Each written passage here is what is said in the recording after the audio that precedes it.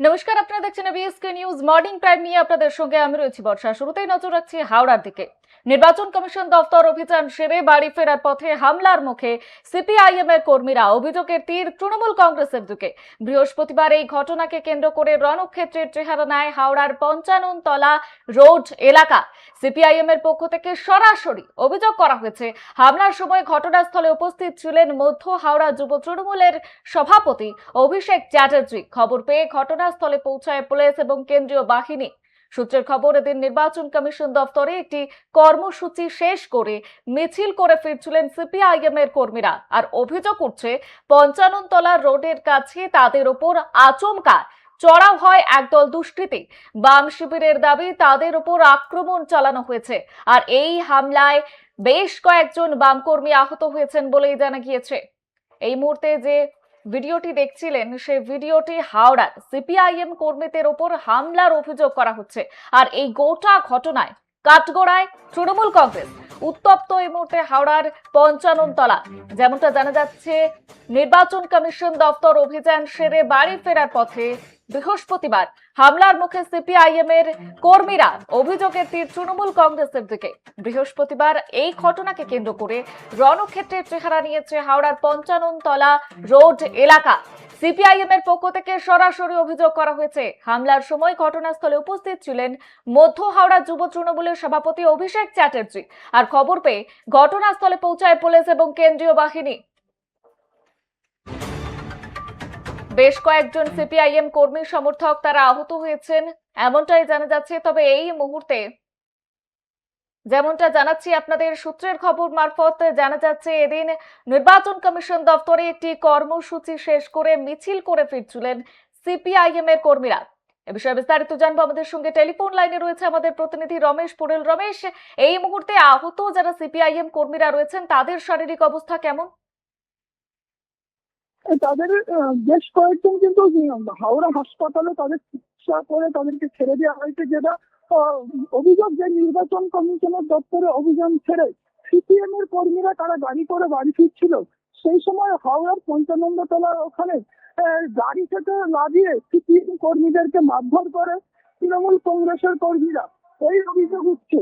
এই অভিযোগ পাল্টা অভিযোগে কিন্তু দুই পক্ষের বেশ কয়েকজন আহত, তাদেরকে হাওড়া হাসপাতালে চিকিৎসার পর ছেড়ে দেওয়া হয়েছে। যেটা সিপিএম এর তরফ থেকে জানানো হচ্ছে যে মধ্য হাওড়ার যুব তৃণমূল কংগ্রেসের সভাপতি অভিষেক চ্যাটার্জির নেতৃত্বে তৃণমূল কংগ্রেসের কর্মীরা আচমকা সিপিএম কর্মীদের ওপরে হামলা চালায়। এরই হামলা পাল্টা হামলায় কিন্তু দুই পক্ষের বেশ কয়েকজন আহত হয়েছে। ঘটনাস্থলে হাওড়া থানার বিশাল পুলিশ বাহিনী। রমেশ, কিন্তু ঠিক কি কারণে এই হামলা কি জানতে পারছো? এখনো পর্যন্ত পরিষ্কার নয়।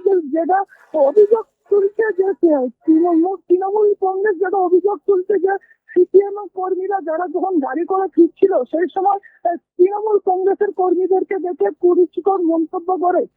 এই নিয়ে কিন্তু হাতাহাতি, তারপরে কিন্তু ব্যাপক উত্তেজনা সেখানে বিশাল ঘটনাস্থলে হাওড়া থানার বিশাল পুলিশ বাহিনী ও র্যাব সেখানে পৌঁছায়। সিপিএম এর তরফ থেকে কিন্তু হাওড়া থানায় লিখিত অভিযোগ দায়ের করা হয়েছে ২৪ ঘন্টার মধ্যে। যদি না এই দোষীদেরকে গ্রেফতার করে হাওড়া থানার পুলিশ, সেই ক্ষেত্রে কিন্তু জেলা জুড়ে কিন্তু সিপিএম এর পক্ষ থেকে কিন্তু বিক্ষোভ মিছিল করা হবে আজ সন্ধ্যে ৬টার থেকে। বর্ষা। বেশ, ধন্যবাদ রমেশ।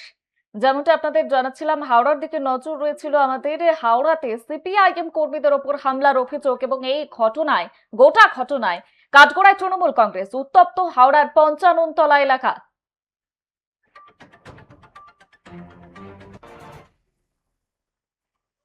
সিপিএম এর মিথ্যে বলাটা একটা হচ্ছে জন্মগত, ওরা এটাকে অধিকার মনে করে।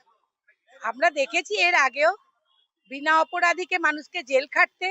সিপিএম এর কথার গুরুত্ব দেওয়া, আমরা মনে করি আমাদের মানে এই কথা গুরুত্ব দেওয়ার কোনো মানেই হয় না। প্রথমত অশান্তির সৃষ্টি যেটা করে সেটা প্রথম সিপিএমই করে। তৃণমূল সবসময়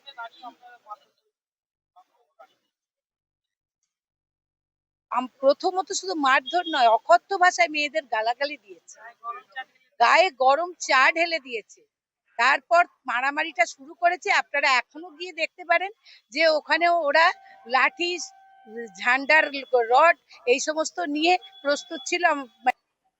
সিপিএম আছে কোথায় যে তাদের মারধর করবো? সবার প্রথম হচ্ছে এটা। আর দ্বিতীয় ঘটনা হচ্ছে যে এখান দিয়ে যাচ্ছিলাম, হঠাৎ করে সিপিএম এর একটা মিছিল আসছিল, আমাকে দেখে কুকুরতা গালাগালি করতে থাকে।